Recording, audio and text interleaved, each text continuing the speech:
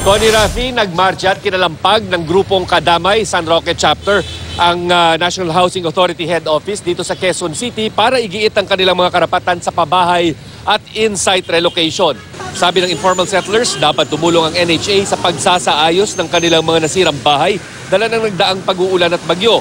Ang mga nagrally ay mga informal settlers sa may North Triangle area na ginawa ng Commercial District ang dating ekta-ektaryang informal settler colony. Ilang beses na rin sila nakipag-ugnayan daw sa pamunuan ng barangay para tugunan ang problema ng mga nagkakadengge at nagkakasakit sa kanilang lugar, pero wala pa rin daw itong aksyon.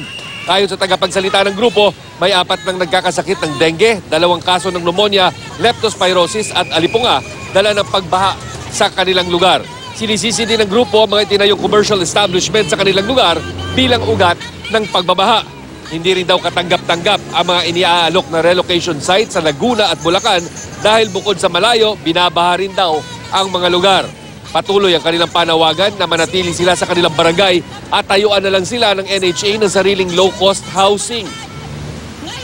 Dati nang sinasabi ng NHA na bukas naman sila sa relocation ng mga settlers o informal settlers dito sa North Triangle area. Yun nga lang, marami pa rin ang nagmamatigas at ayaw kagatin itong alok ng relocation ng gobyerno.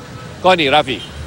So, Chino, karamihan ng mga nag-rally dyan galing dito sa may North Avenue.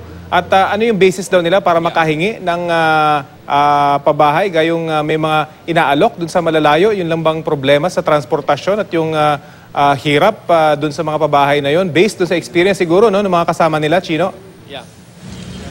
Oo, kung matatandaan natin, Rafi, marami ng demolition ang nangyari dito sa North Triangle o North Triangle area, no? Marami nang napaalis at na-relocate, pero meron pa mga pockets of informal settlers na nagmamatigas at sa ating pagkakaintindi, nagsampa na nga ng kaso sa korte kung kaya't pending ang kanilang kaso at ginigiit nila na kapag habang hindi pa nahahatulan or nagkakaroon ng desisyon mga kasong ito, may karapatan silang manatili dyan at dapat tugunan din ng NHA ang kanilang mga problema. Ang problema daw, ang kanilang kwento nung nagdaang bagyo, dahil nasira ang mga kabahayan ng mga ilan, ay pinipigilan na ng mga private security guards ng may-ari ng lupa yung pagpasok ng mga bagong building materials, no, gaya ng mga yero at mga kahoy, papasok doon sa kanilang mga lugar. Siyempre, naiintindihan natin yung side rin naman ng mga private companies na may mga may-ari nitong lugar kasi ayaw nilang isipin na maaaring nagtatayo na naman muli ng mga structures dyan sa loob. Kung kaya't yun nga, medyo may impasse ngayon at kukunan natin ng pahayag ang NHA kung paano ba tutugunan itong mga problema ng ating mga kababayan dyan sa may disputed na informal settler area, dyan sa may North Triangle area.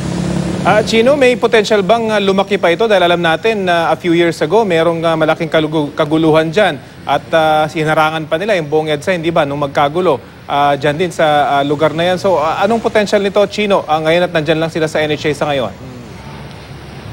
Sa tingin ko, Rafi, hindi naman magkakaroon o magdudulot ng gulo itong bagong panawagan ng grupong Kadamay, no, at yung mga informal settlers dyan sa may North Triangle area. Dahil hindi naman demolition ang pinag-uusapan ngayon, wala pa namang nakatakdaw, nakaschedule na demolition dyan sa lugar.